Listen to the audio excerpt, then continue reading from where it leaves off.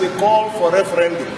Those who talk about war, those who talk about bloodshed, those who talk about confusion, is that if you have a problem and you are talking quietly and peacefully, nobody listens to you unless you begin to blow up things and make trouble. Everything racial, everything ethnic, and we come to the table and work. If indeed we are Nigerians, then we must come to the table and allow every segment of this country a sense of belonging, so that these agitations will be passed. Nigerians don't see the opportunities that are mounting. Somebody saying that I want to be on my own. Somebody saying you must go on your own. Please take it easy. Our youth, please take it easy. Our elders, please take it easy. I think we are better. How many times have you heard that people who are resident anywhere went to burn down the mosque? But at one time they will come to burn down the Catholic churches where you are. When we're merely expressing ourselves as provided under the Constitution the right of freedom of worship. From 1970 to the present, a generation of Nigerians who were born did not know we had a civil war. And I know a lot of young people who do not know Nigeria fought the war. This policy of being an ostrich and not addressing issues is counterproductive. If you lived in America, you know you had the Vietnam War, which happened at the same time as the Nigerian Civil War. You had the Korean War, you had the First World War, you had the Second World War. You have all kinds of wars. And they talk about it all the time. If you watch the Discovery Channel, you can see all the wars in the world. And the reason they televise these wars is so that you can learn from the mistakes of others, so that you do not become a fool and make the same mistakes and fight again. If you don't want us to express ourselves by talking about Biafra, are you calling for war? Biafra is not a call for war. It is only blackmailers that say that Biafra is a call for war. That's all hell up. They were courage. That's all he broke. I'm on the APC. I'm a leader of the APC. And we will say it in the gathering. I want you to go. Biafra is a call for referendum. Nothing more, nothing less. And how dare Buhari say that he will not abide by the need to call for a referendum? This is call for a referendum today, and those who are in support of Biafra do not win by at least 90%.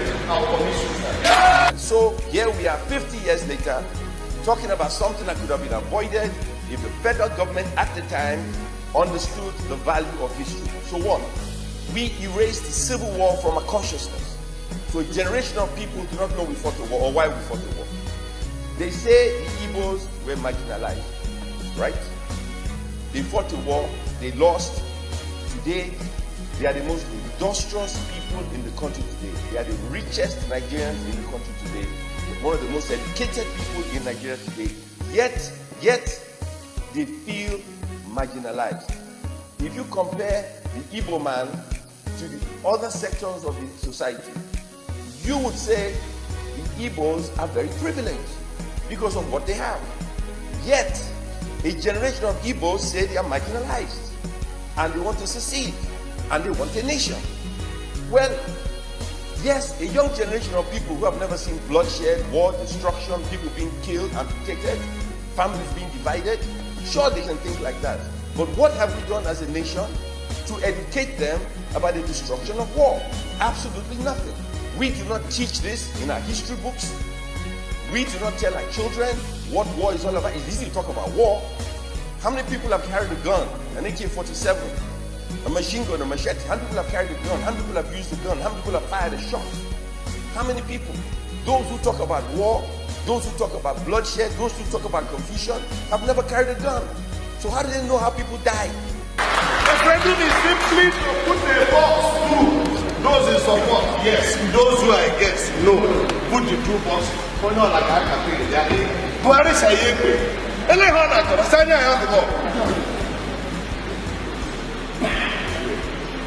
Why is it difficult for the elites to join up? So that they name Nigeria here. Because Nigeria is sick beyond limit. Nigeria is the only country in the world where every single project that is put in government is put with a plan to steal some money. That is the truth. Third mainland bridge, third Niger bridge,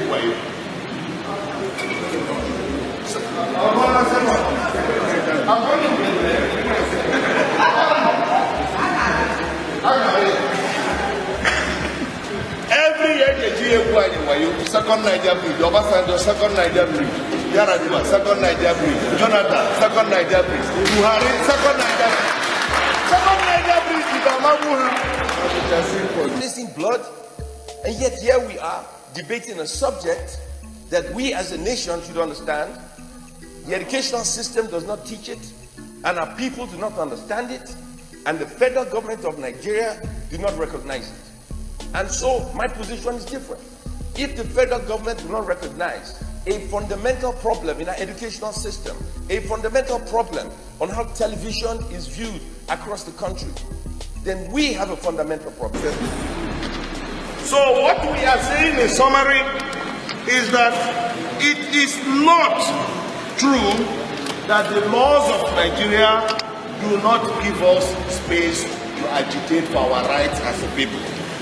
Go and see every section of the Constitution that provides for our fundamental human rights. We have never exhausted any of it. But the truth of the Nigeria is that it is the individuals who are running the Nigerian state, who are angry, who don't like Igbo people to develop, that are suppressing it.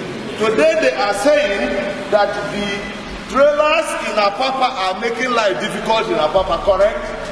How did that come about? When Obasanjo stopped the importation of textiles from Port Harcourt Wharf, everybody is now forced to go to Lagos. Port Harcourt Wharf is empty.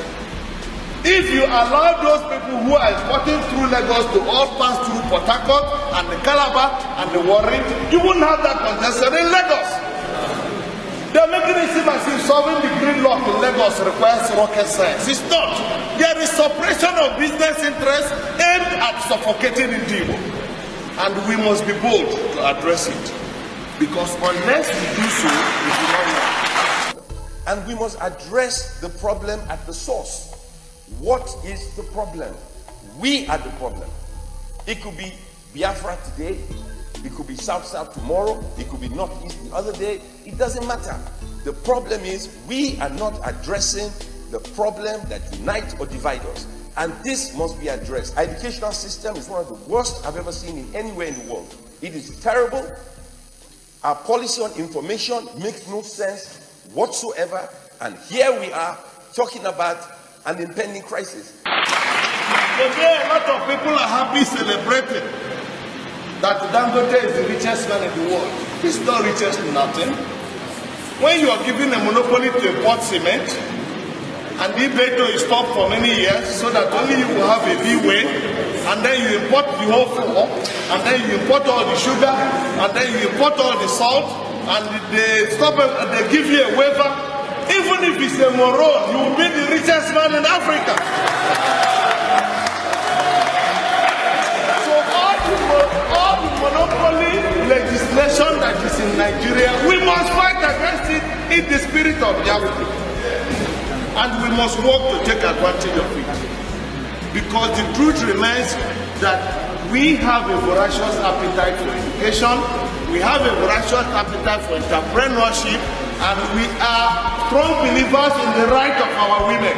Anytime there is a suppression in the right of women, Ndibu are the worst victims, because we have the largest army of educated women across this country. We must be in the forefront of every agitation to fight against to suppress women's rights.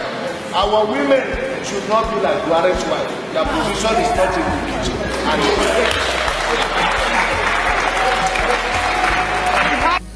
The problem today in Nigeria, Mr. President, is that if you have a problem and you are talking quietly and peacefully, nobody listens to you unless you begin to blow up things and make trouble. That is why you see every section of this country, people are trying to show their capacity to self-destruct, as if that in any way helps in improving their lot. We must, as a country, begin to listen to people when they are not creating problems. That is part of what we are not doing. I am from Rivers State, I'm from Ogoni. My own people, we have been agitating for years, but our agitation has always been peaceful. It is time that we give the peaceful agitators some attention so that everybody does not have to create problems before we can discuss their issues in this country. I want to thank all those that have supported this motion, but to say that more important than what we say here in the Senate is what we do in our different constituencies and states, is what we do to give all Nigerians a sense of belonging. I think that that is a foundation on which a stronger, more prosperous, and more successful union of all Nigerians will be built. I condemn in very, very clear terms any action by any group or section of our country that tends to limit the rights of other Nigerians, whether in that their own section of the country or in any other section of the country. No Nigerian, whether from the southeast or from the north or from the west or from the south-south, should be allowed to do anything that threatens the right of other Nigerians to live peacefully in every part of this country. That is where we should stand as a nation, and that is where I stand as a senator of the Federal Republic of Nigeria. Thank you. That's who are qualified to be president.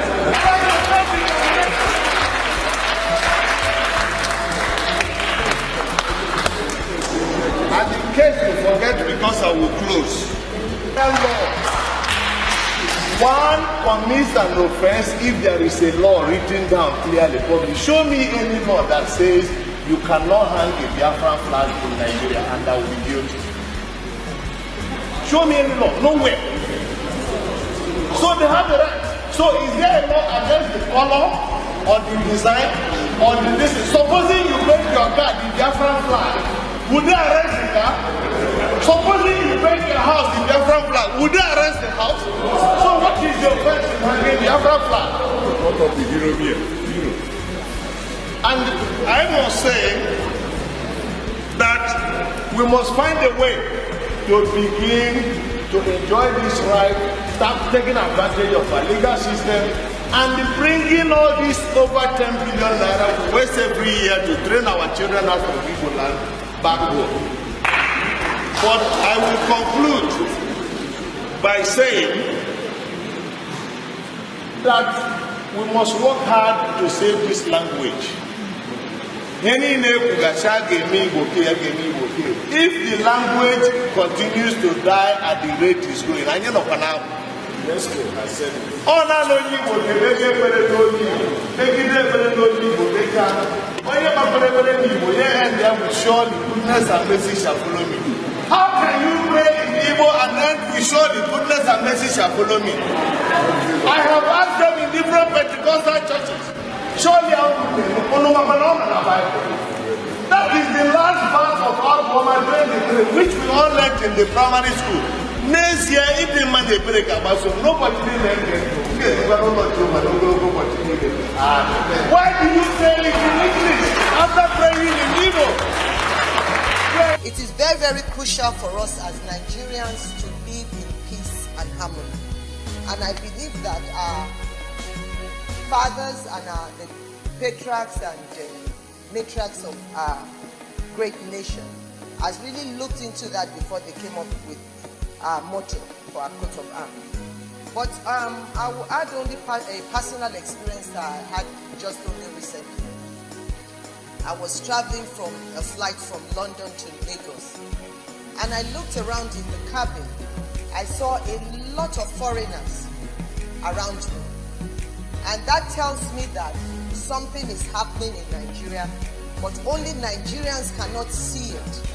And we discovered that even in the years past, when we were taken away on slavery, this is how foreigners came in form of missionaries. We benefited a lot, that's not the issue. But you see, what people see in us, we as Nigerians don't even see the opportunities that are abound in this great nation. In conclusion, by 1974,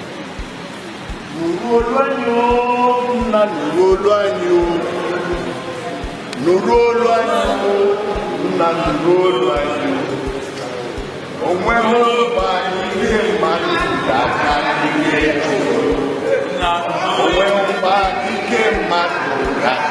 First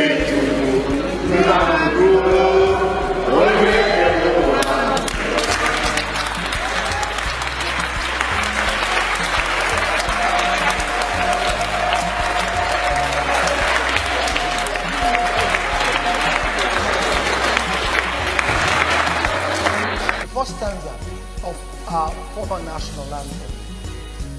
It says, though tribe and tongue may differ, in brotherhood we stand. Nigerians all are proud to serve our sovereign motherland. I know that many people don't appreciate these two quotes now, but they go way back. One during the war when we were young and we were harboring our neighbors who were either Igbos or Hausas. And that was the time when the unity of Nigeria was most important. And the slogan then was, to keep Nigeria one is a task that must be done. And it was done then. Also, with our national anthem, it was something that bound us together as a people. And we all grew up knowing everything across all divides. In fact, I was amazed that we're taking this today because June 12th is also a situation, a time where we had an election that broke all the barriers. It broke the barrier of race. It broke the barrier of religion. And Nigerians came together and voted, and they were with one voice.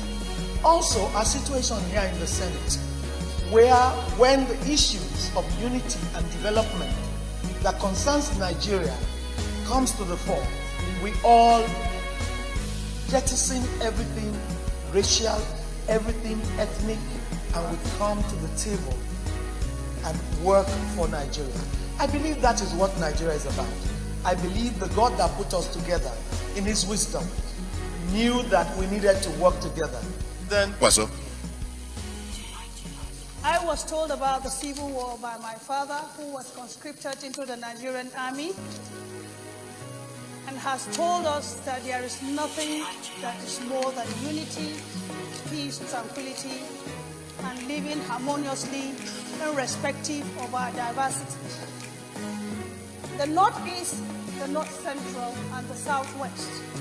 Obviously, if they talked about marginalization or even talking about separation or going a different way, I think the people that ought to now speak about going a different way are the northeastern part of Nigeria, which obviously we were within the southern province. Because as of today, in the United Nations, we are still a custodian, and if we want to go a separate way, no person can tell us no. But we believe that because of the plebiscite of 1959, made us to be part of Nigerians, and we allowed ourselves to be Nigerians, irrespective of our grievances and the marginalization that has been unleashed on the northeastern part of this country. But still, sir, like I said, and I will continue to say, since the invent of democracy in 1999 till date, the northeastern part of this country has not gotten up to 3%. The highest it has gotten was 3% of the infrastructural development in the budgetary allocation. But nevertheless, sir, we have accepted to be Nigerians, irrespective of our diversity. Hate words cannot go take us anywhere. Social media is not even helping matters. We've heard of stories here and there. But the most important thing is to ask ourselves a question. Are we truly patriotic in our, as Nigerians? Do we want to be Nigerians first before an individual or collective geopolitical zone? If indeed we are Nigerians, then we must come to the table and allow every segment of this country a sense of belonging, so that these agitations will be passed, will be kept aside. But we are all here. When it is good, we are Nigerians. When it is not good, then we talk about regional differences. But please and please, for the sake of posterity, let us know that some people have paid for the unity of this country. They have sacrificed innocent blood for us to be where we are today. May we be part of those people that will uphold the unity of this country, so that our children yet unborn will now, continue the good work where we have stopped. Mr. President, my respected colleagues, perhaps what people don't know is this: the time for people to now get split into different tiny states. It's gone. It was part of the world history. But now that time is gone. Instead, today, countries are expanding. Countries are trying to expand. Look at China, for example. They have the highest population in the world. But China, you know the history of China and even Hong Kong. The recent history of Hong Kong, how China aggressively decided that they must take over Hong Kong from the British rule. And of course, you know the history between China and Taiwan, the one China policy. In spite of that population, huge population, they are number 1 in the world in terms of population. They are number 4 in the world in terms of geographical area. Nigeria is just number 7 in the world population. Number 7, we are number 7. And when you talk about geographical area, we are number 32. So why are we talking about splitting? Somebody saying that I want to be on my own. Somebody saying you must go on your own. Please take it easy. Our youth, please take it easy. Our elders, please take it easy. I think we are better together. Thank you for the opportunity. My distinguished colleagues, the Igbo have a saying. I will say it in Igbo and then I will interpret it. Na ihe mere ji enwe oke mmadụ wụ ụmụntakịrị ama gata ada kpọ ya ebe. What it says here is this, that the reason that you have elders is so that children don't go and eat betel and call it weevil. Because it is only the elder that will tell the child, this one is not edible, it's a betel. This one is a weevil, because they all look alike. The reason why we are here as senators is that we are elders of this country, and we should tell our children which one is a betel and which one is a weevil. That is a word for the wise. Thank you very much.